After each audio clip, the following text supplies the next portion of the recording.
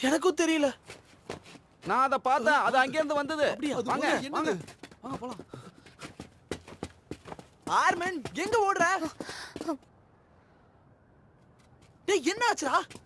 இதுக்கு அவ்வளவு வேகமா ஓடி வந்த? ஏதாவது வெடிச்சிருச்சா என்ன?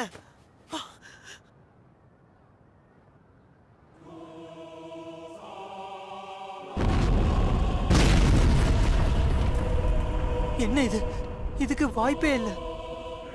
இந்த செவரோட உயரம் 50 மீட்டர் ஆச்சு. அட கடவுளே.